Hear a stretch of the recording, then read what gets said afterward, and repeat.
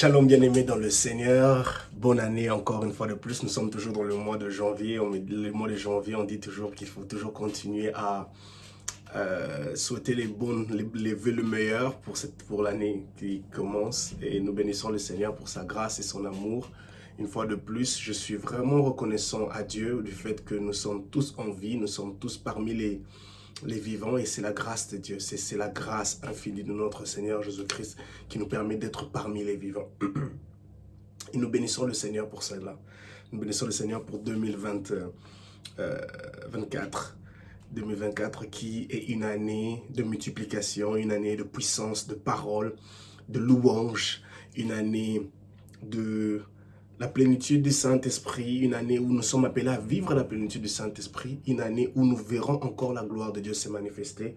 Comme je l'ai dit dans les vidéos précédentes, qu'en cette année 2024, nous croyons fermement que Dieu le fera encore. Dans le livre de Jean, chapitre 12, le verset 28, Dieu dit à Jésus, « J'ai déjà manifesté ma gloire, mais je la manifesterai encore. J'ai déjà manifesté ma gloire, mais je la manifesterai encore. » Et nous croyons que Dieu manifestera encore sa gloire en cette année 2024 de façon supérieure, en quantité et en qualité supérieure. Et ça sera pour nous un sujet de témoignage. Et c'est ma prière que cette année 2024 termine en louange dans le nom puissant de Jésus. Prions le Seigneur. Tendre Père, je dis merci pour ce jour. Merci pour ta grâce que tu me fais, Seigneur, de pouvoir partager, Seigneur, le résumé de nos méditations de la semaine, Seigneur. Et je crois fermement qu'il y a une âme, un cœur, un esprit qui sera encouragé, fortifié, qui sera boosté, Seigneur, qui sera, Seigneur Père éternel Tout-Puissant, propulsé vers l'avant, Seigneur. Dans le nom puissant de Jésus, aide-nous à être des chrétiens qui aspirent à nourrir notre fort intérieur, qui influencera notre extérieur, dans le nom puissant de Jésus. Ta parole est puissante, ta parole est vivante, elle a la capacité de transformer, de changer, de délivrer, de restaurer. Et laisse que ta parole restaure nos vies, laisse que ta parole articule notre fort intérieur pour un meilleur futur, dans le nom de Jésus. Amen. Amen. Gloire au Seigneur Jésus-Christ. Je suis persévérant, mon Polo. Je suis persévérant, mon Polo. Je suis un enfant de Dieu. J'aime le Seigneur Jésus. Et j'ai toujours aspiré à la méditation de la parole de Dieu. Parce qu'il est important pour nous de nous imprégner de ce livre saint. De nous imprégner de ces saintes écritures. Parce que ces saintes écritures créent en nous quelque chose que le monde ne pourra jamais créer, implémenter ou placer. Et ça, c'est très, très important. La Bible dit que ce livre-là ne s'éloigne pas de ta bouche, médite-le jour et nuit. Et nous ne perdons pas notre temps lorsque nous méditons la parole de Dieu. Parce que la parole de Dieu, la méditation de la parole de Dieu nous permet d'obtenir une révélation précise pour notre journée, pour notre semaine, pour les différents domaines dans lesquels nous avons besoin d'une révélation, d'un discernement, d'un guide, d'une orientation céleste pour prendre des décisions. Et ça, c'est très, très important. Et l'apôtre Paul, dans plusieurs de ses lettres, il encourage les saints à s'encourager les uns les autres, avec des chants, avec des paroles. Et ça, c'est très, très important pour nous en tant qu'enfants de Dieu, de partager notre foi chrétienne en partageant nos méditations bibliques quotidiennes dans le nom de Jésus. Et en cette année 2024, visons l'excellence. Visons l'excellence dans notre méditation quotidienne, dans la qualité de nos méditations, dans la qualité de notre dévouement pour la méditation de la parole de Dieu. Et ça sera un sujet de joie. Gloire au Seigneur. Que Dieu nous bénisse. Alors ce lundi, au fait, durant cette semaine, nous sommes plus basés sur l'union que nous avons avec le Christ. Cette union que nous avons avec le Christ, dont l'apôtre Paul martèle déjà dans son premier chapitre de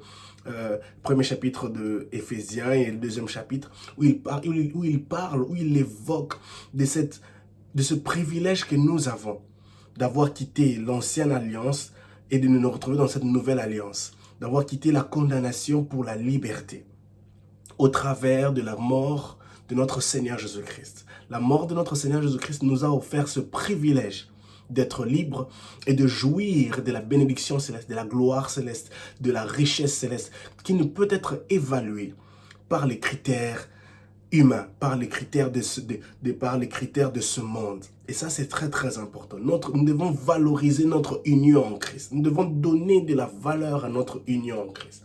Nous devons faire de notre mieux en tant qu'enfants de Dieu. De comprendre les avantages, les bénéfices qui sont cachés derrière notre union en Christ. Nous ne pouvons pas juste croire à cette union, à une personne qui ne nous offre aucun avantage, aucun bénéfice, aucune propulsion, aucune raison de vivre. Et ça, c'est très, très important. Alors, le lundi, nous avons commencé par dire que il est pour nous très, très important de comprendre que notre union avec Christ fait de nous de justes. Et ça, c'est dans le livre de Romains, chapitre 10, le verset 9 à 10, qui est la formule du salut. Si la formule du salut, comment pour devenir chrétien, se trouve dans ces passages de Romains, chapitre 10, le verset 9 à 10. C'est la formule du salut. Il n'y a pas 10 versets sur cela, de la formule du salut. Il n'y en a qu'un seul. Dans Romains, chapitre 10, le verset 9 à 10. Ça fait de nous des justes en Dieu. Des justes en Dieu, où nous quittons le monde de ténèbres au monde de la lumière. Et en Dieu qui nous qualifie pour jouir de la gloire de Dieu. Qui nous qualifie pour jouir de la gloire de Dieu. Donc notre union avec Christ, où nous l'avons fait, nous l'avons réalisé, nous avons pris cette décision dans le livre de Romains, au travers du livre de Romains, chapitre 10, le verset 9 à 10, fait de nous de justes en Dieu, en nous qualifiant pour jouir de la gloire de Dieu. Et la gloire de Dieu, l'apôtre Paul en mentionne dans le livre de Romains, chapitre 8, le verset 30, qui est très très important, que nous sommes qualifiés pour cette gloire céleste, qui est supérieure à celle du monde, nous l'avons dit, supérieure à celle du monde, et ne peut être comparée à quoi que ce soit. Je répète encore, la gloire que Dieu nous offre, une fois que nous avons décidé de nous unir à lui, de croire qu'il est Seigneur, de croire qu'il est Dieu, de croire qu'il a donné sa vie pour nous, de croire qu'il est mort pour nous. Cette gloire ne peut être estimée, ne peut être évaluée, ne peut être comparée à quoi que ce soit. C'est une gloire, comme la Bible dit dans le livre de Agé, chapitre 2, le verset 9, une gloire qui est supérieure aux précédentes. Et ça, c'est très, très important. C'est une gloire qui fait fleurir tout ce que nous avons, possédons et entreprenons. Donc, nous devons comprendre que notre union avec Christ nous offre une gloire céleste. Une gloire qui s'applique, qui s'impose sur les domaines humains. Dans tous les domaines humains. Et ça, c'est très, très important.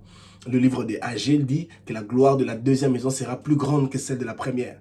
La gloire de Dieu sera toujours supérieure. La gloire céleste que Dieu met en nous, que Dieu impose en nous, sera toujours supérieure à la gloire que le monde pourrait nous faire prétendre d'avoir. Et ça, c'est très, très important. Et nous avons dit notre prière du lundi, Seigneur Jésus-Christ, je te loue pour ce privilège de te connaître et de t'avoir comme Seigneur et Sauveur personnel. Ça doit être notre prière quotidienne, de louer le Seigneur du fait que nous le connaissons, du fait que nous sommes unis à lui, du fait que nous nous sommes attachés à lui et il nous a donné le privilège de jouir de la gloire céleste. Telle était notre méditation du lundi matin. Que nous devons, encourageons les gens à comprendre que notre union avec Christ n'est pas inutile, ne peut pas passer outre. Elle a des bénéfices que le monde ne pourra jamais nous les donner. Et cette gloire céleste est la nôtre. Cette gloire céleste est la nôtre. Cette gloire céleste est pour ta famille, tes relations, tes finances, tout ce que tu entreprends. Gloire au Seigneur Jésus-Christ. Telle était notre méditation du lundi matin. Et ceci est très très important pour nous. Et le mardi matin, nous étions toujours basés sur notre l'union avec Christ. Je répète encore, l'union avec Christ a des valeurs, des avantages que le monde ne pourra jamais nous donner. Nous avons dit ceci le mardi. La richesse de Dieu, cette richesse céleste devient la nôtre. Et nous le trouvons dans le livre comme point de référence 2 Corinthiens chapitre 8, le verset 9. Dans le livre de 2 Corinthiens chapitre 8, le verset 9. Je vous laisse lire cela. La richesse de Dieu, cette richesse céleste devient la nôtre. Une fois que nous donnons notre vie à Jésus-Christ, reconnaissons sa seigneurie, et là encore nous rentrons dans le livre de Romains chapitre 10, le verset 9 à 10. Une fois que nous reconnaissons sa seigneurie, une richesse qui ne peut être évaluée, Non. Si on comprend bien, c'est que cette richesse devient la nôtre lorsque nous donnons notre vie à Jésus-Christ, en reconnaissant sa Seigneurie. Une fois que tu donnes ta vie à Christ, tu es qualifié pour la richesse céleste. Une richesse céleste. Une richesse qui ne peut être évaluée par les critères de l'homme, car il en possède aucune qui soit éternelle. L'homme n'en possède aucune richesse. L'homme ne possède aucune richesse qui soit éternelle. Et nous le voyons dans le livre de Ecclésias chapitre 12, le verset 8, que tout est vanité des vanités. Nous voyons dans le livre de 1 Pierre chapitre 1, le verset 24, où il parle de ce qui est passager, qui ne demeure pas. Et ça, c'est ce que l'homme possède. Tout ce que l'homme possède ne demeurera jamais, ne sera jamais éternel. Le monde passera, les richesses passeront, mais la parole de Dieu restera là, intacte. La parole de Dieu jamais ne passera. La parole de Dieu restera toujours là. La parole de Dieu restera à une position solide et sûre et certaine, influençant les générations et des générations. Elle ne passera jamais. Et il est important pour nous de comprendre que notre union avec Christ nous offre une richesse céleste qui enrichit, fait fleurir, bénit, solidifie notre fort intérieur. Donne ta vie à Christ. Reconnais que Jésus-Christ est Seigneur et Sauveur. Et tu jouiras de cette richesse céleste dans tous les domaines de ta vie, dans ton fort intérieur. Cette richesse céleste qui te donnera la confidence de croire que tu n'as pas besoin toujours le bonheur parfait, ce n'est pas d'avoir un compte en bancaire chargé, rempli. Mais le bonheur parfait, c'est cette richesse céleste qui nous donne cette confidence que je suis riche en Christ. Riche à cause de ma foi, riche à cause de l'amour, riche à cause de la paix, la joie, la tranquillité, de tous les fruits de l'esprit qui demeurent en moi. Et nous avons dit, Seigneur Jésus-Christ, je te dis merci pour cette richesse céleste mise à disponibilité, mise à ma disponibilité. Il est important pour nous de comprendre, de louer Dieu pour cette richesse céleste qui a été mise à notre disponibilité, une fois que nous avons donné notre vie à Christ. Gloire au Seigneur Jésus-Christ. Crois encore que la richesse céleste est la tienne. Ton union avec Christ a un bénéfice et a des avantages. Gloire à Jésus-Christ. Et ça, telle était notre méditation du mardi. Et le mercredi matin, nous sommes toujours dans cette optique des avantages de l'union avec Christ. Et l'apôtre Paul nous dit dans Éphésiens chapitre 1, le verset 3, « Béni soit Dieu le Père, notre Seigneur Jésus-Christ, car il nous a comblés de toute bénédiction de l'Esprit, dans le monde céleste, en raison de notre union avec Christ. » De toutes les bénédictions de l'Esprit. Il nous a comblés de toutes les bénédictions de l'Esprit. Béni soit Dieu le Père, notre Seigneur Jésus-Christ, qui nous a comblés de toutes bénédiction de l'Esprit dans le monde céleste en raison de notre union avec Christ. Donc, notre union avec Christ nous comble de toutes les bénédictions célestes, de toutes les bénédictions de l'Esprit dans le monde céleste. Nous sommes qualifiés à obtenir, à saisir, à vivre les bénédictions de l'Esprit dans le monde céleste. Ces bénédictions sont sous forme s'impliquent dans tous les domaines de notre vie. Dans les domaines émotionnels. Alors ne minimisons pas notre union avec Christ. Ne minimise pas, ne permet à qui que ce soit de te faire croire que ton union avec Christ ne te donne aucun avantage, ne te donne rien. Laisse-moi te dire en ce jour que ton union avec Christ te qualifie pour la bénédiction de l'Esprit dans le monde céleste. La bénédiction de Dieu est suffisante. Et nous avons dit le mercredi, l'union avec Christ me qualifie pour toutes les bénédictions célestes.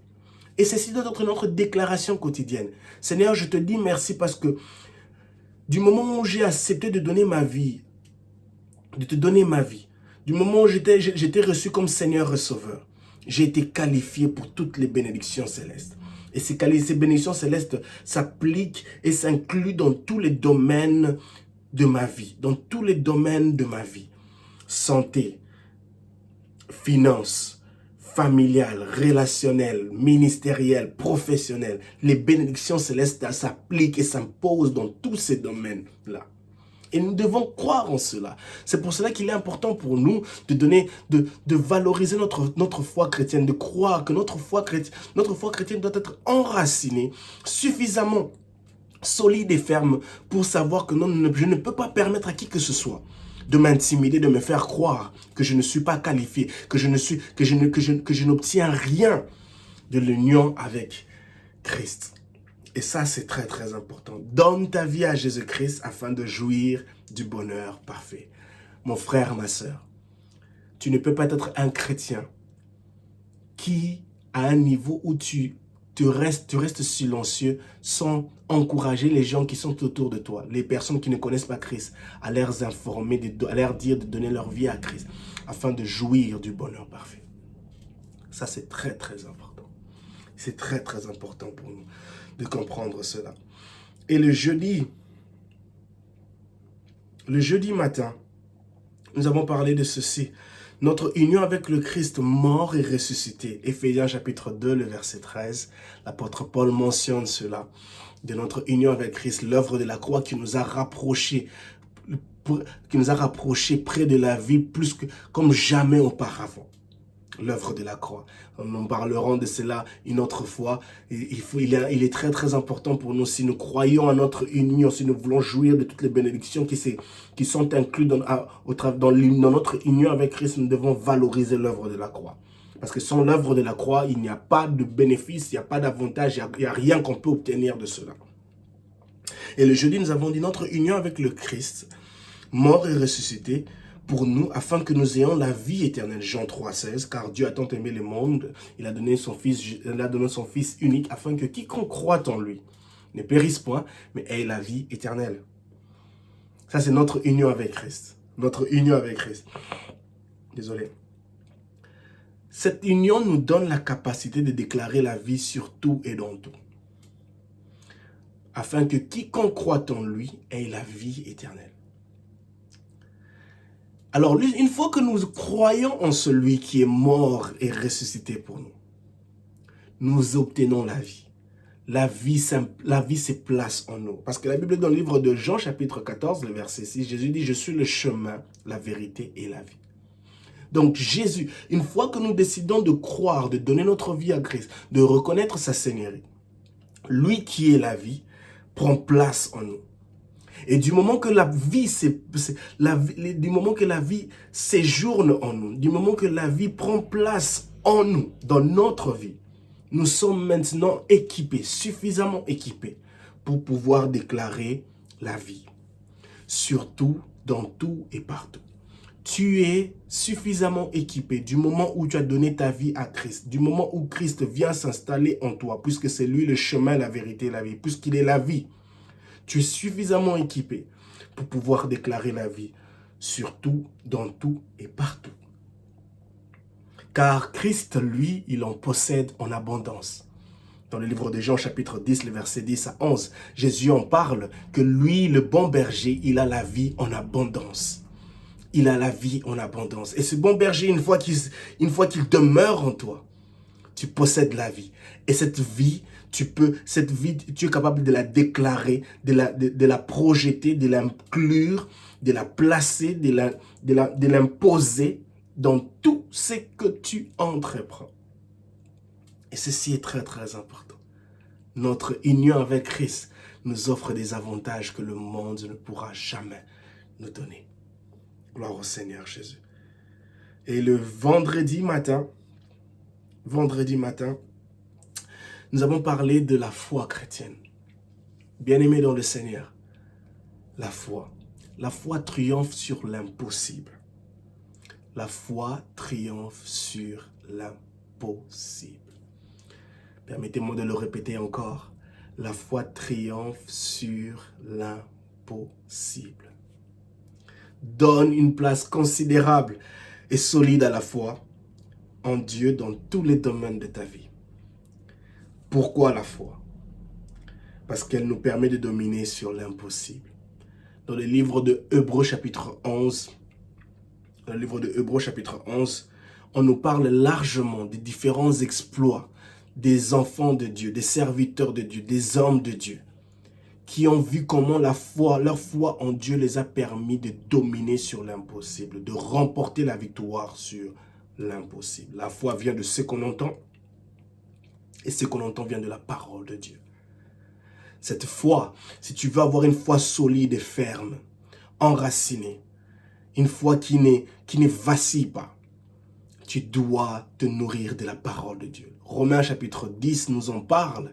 Il nous dit clairement que la foi vient de ce qu'on entend et ce qu'on entend vient de la parole de Dieu. La foi triomphe sur l'impossible. Y a-t-il des impossibilités qui se présentent devant toi déjà en ce début d'année 2024? Laisse-moi te dire que la foi triomphe sur l'impossible. La foi en Dieu. Pas la foi dans les humains, pas la foi en des choses qui sont terrestres et passagères, non. La foi en Dieu elle triomphe sur l'impossible. Médite les Saintes Écritures et la foi fleurira en toi. Étudie les Saintes Écritures, aspire, aie cet ardent désir de vouloir être nourri de la parole de Dieu, d'aspirer de t'enrichir, de te nourrir de ces enseignements bibliques qui fortifieront ta foi chrétienne, qui fortifieront ta vie, afin que tu puisses être capable de dominer sur l'impossible. Dans le livre de Luc chapitre 22, la parole de Dieu nous parle de Jésus-Christ qui a prié pour Pierre. Il dit, j'ai prié pour toi car le diable t'a réclamé. J'ai prié afin que tu ne puisses pas perdre ta foi. Luc chapitre 22. J'ai prié afin que tu ne puisses pas perdre ta foi. Christ savait combien il est important pour un enfant de Dieu de ne pas perdre sa foi. Ne perdons pas notre foi. Notre foi est cet outil qui nous permet de dominer sur l'impossible. Notre foi en Dieu est cette arme qui nous permet de dominer sur l'impossible. Domine sur l'impossible en cette année 2024. Domine sur l'impossible dans tes finances. Domine sur l'impossible dans tes relations. Domine sur l'impossible dans tes combats. Domine sur l'impossible dans tes allées et tes retours. Domine sur l'impossible dans le nom puissant de Jésus. Telle était notre méditation de cette semaine. Que la gloire et l'honneur reviennent à notre Seigneur Jésus-Christ pour notre union avec lui, qui nous fait accéder à des richesses, à la gloire, à des bénédictions célestes dont le monde ne pourra jamais nous le donner. Gloire au Seigneur Jésus-Christ. Je vous bénis dans le nom puissant de notre Seigneur. Shalom chez vous.